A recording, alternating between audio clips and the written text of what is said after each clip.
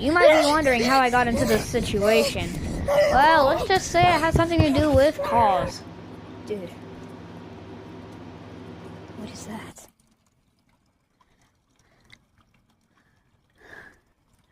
I don't know what that is. First I thought that was a coyote, but now I think that's a stray dog.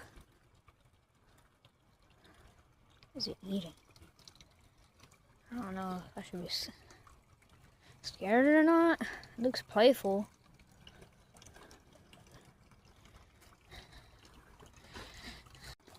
Wait, get